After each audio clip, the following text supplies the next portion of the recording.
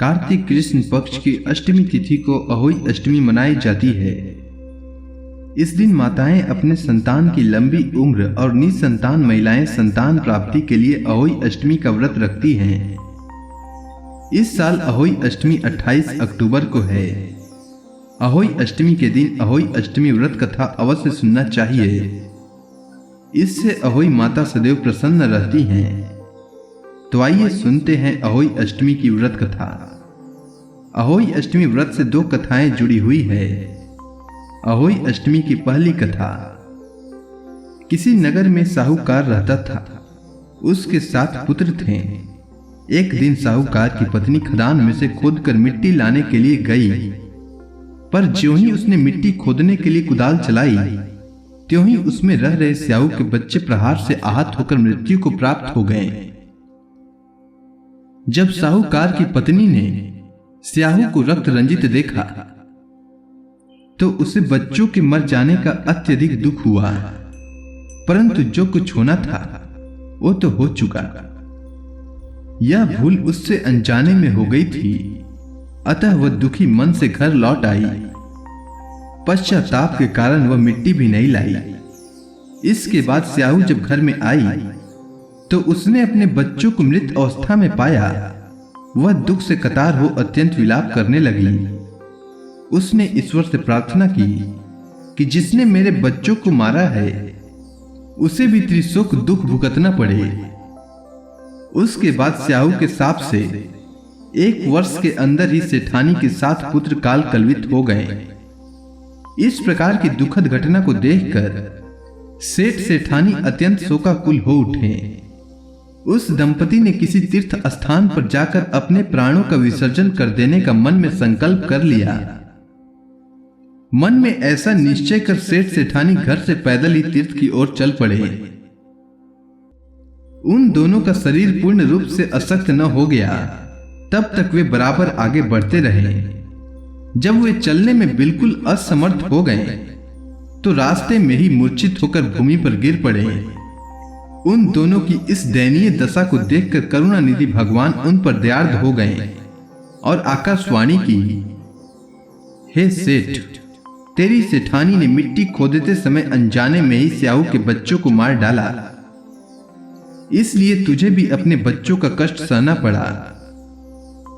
इसके बाद भगवान ने आज्ञा दी, अब तुम दोनों अपने घर जाकर गाय की सेवा करो और अहोई अष्टमी आने पर विधि विधान पूर्वक प्रेम से अहोई माता की पूजा करो। सभी जीवों पर दया भाव रखो, किसी का अहित न करो। यदि तुम मेरे कहने के अनुसार आचरण करोगे तो तुम्हें संतान सुख प्राप्त हो जाएगा।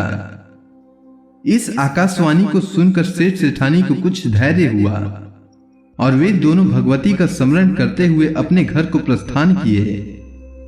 घर पहुंचकर उन दोनों ने आकाशवाणी के अनुसार कार्य करना प्रारंभ कर दिया। इसके साथ ईर्ष्या द्वेष की भावना से रहित होकर सभी प्राणियों पर करुणा का भाव रखना प्रारंभ कर दिया। भगवत कृपा से सेठ सेठानी पुनः पुत्रवान होकर सभी सुखों को भोगकर अंत में स्वर्ग को प्राप्त हुए। अब मैं आपको अहोई अष्टमी की दूसरी कथा सुनाता हूं। आप ध्यान पूर्वक सुनिएगा। एक साहूकार के 7 बेटे, 7 बहुएं और एक कन्या थी। उसकी बहुएं कार्तिक कृष्ण अष्टमी को अहोई माता के पूजन के लिए जंगल में अपनी ननद के साथ मिट्टी लेने के लिए गई। मिट्टी निकालने के स्थान पर एक स्याहू की मांद थी।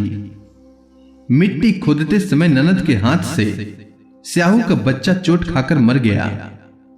स्याहू की माता बोली, अब मैं तेरी कोख बांधूंगी, अर्थात अब तुझे मैं संतान विहीन कर दूंगी।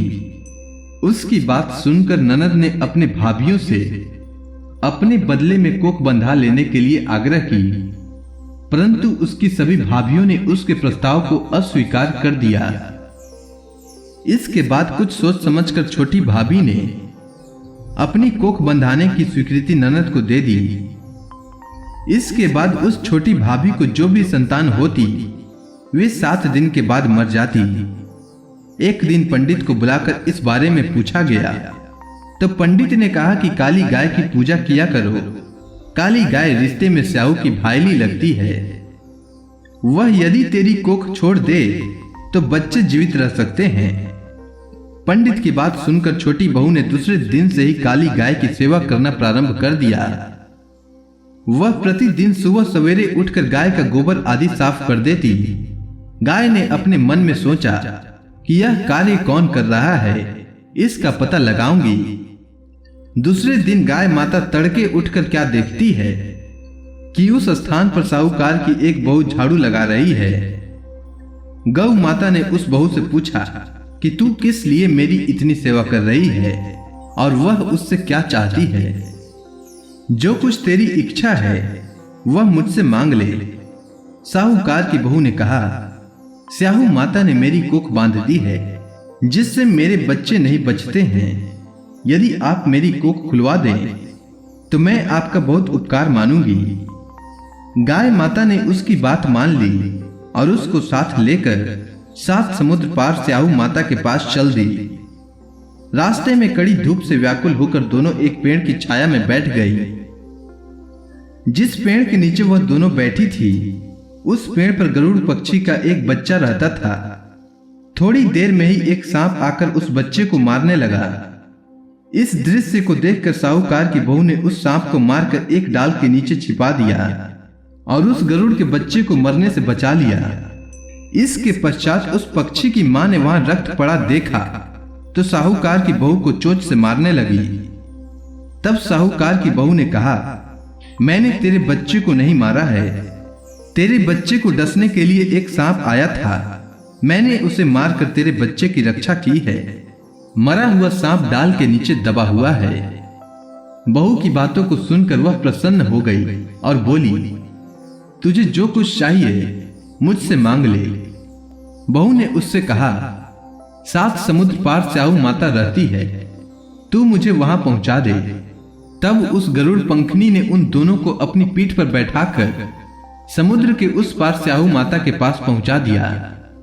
स्याहू माता उन्हें देखकर बोली, आ बहन, बहुत दिनों बाद आई है। वह पुनः बोली, मेरे सिर में जू पड़ गया है, तू उसे निकाल दे।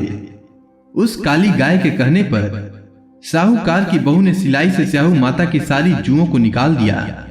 इस पर स्याहू माता अत्यंत खुश हो गई। स्याहू माता ने उस साहूकार की बहू से कहा, तेरे 7 बेटे और 7 बहुएं हो। सुनकर साहूकार की बहू ने कहा, मुझे तो एक भी बेटा नहीं है, 7 कहां से होंगे। स्याहू माता ने पूछा, इसका कारण क्या है। उसने कहा, यदि आप वचन दें तो इसका कारण बता सकती हूं। स्याहू माता ने उसे वचन दे दिया। वचनबद्ध करा लेने के बाद साहूकार की बहू ने कहा, मेरी कोख तुम्हारे पास बंद पड़ी है, उसे खोल दो। स्याहू माता ने कहा, मैं तेरी बातों में आकर धोखा खा गई, अब मुझे तेरी कोख खोलनी पड़ेगी। इतना कहने के साथ ही स्याहू माता ने कहा, अब तू घर जा, तेरे 7 बेटे और 7 बहुएं होंगी। घर जाने पर तू अहोई माता का उद्यापन करना, 7 अहोई बनाकर 7 कढ़ाई देना। उसने घर लौटकर देखा तो उसके 7 बेटे और 7 बहुएं बैठी हुई थी। वह खुशी के मारे भाव विभोर हो गई। उसने 7 अहोई बनाकर 7 कढ़ाई देकर उद्यापन किया। इसके बाद ही दीपावली आया। उसकी जेठानियां परस्पर कहने लगी, सब लोग पूजा का कार्य शीघ्र पूरा कर लो, कहीं ऐसा न हो कि छोटी बहू अपने बच्चों का स्मरण कर रोना धोना न शुरू कर दे, नहीं तो रंग में भंग हो जाएगा। जानकारी करने के लिए उन्होंने अपने बच्चों को छोटी बहू के घर भेजा, क्योंकि छोटी बहू रुदन नहीं कर रही थी। बच्चों ने घर जाकर बताया कि वह वहां आटा गूंथ रही है और उद्यापन का कार्यक्रम चल रहा है। इतना सुनते ही सभी जेठानियां आकर उससे पूछने लगी कि तूने अपने कोख कैसे खुलवाई। उसने कहा, स्याहू माता ने कृपा कर उसकी कोख खोल दी। सब लोग अहोई माता की जय जयकार करने लगे। जिस तरह अहोई माता ने उस साहूकार की बहू की कोख खोल दिया, उसी प्रकार इस व्रत को करने वाली सभी नारियों की अभिलाषा पूर्ण करें। अगर आपको अहोई अष्टमी की कथा अच्छी लगी हो तो कमेंट सेक्शन में अहोई माता की जय लिखना न भूलें। धन्यवाद।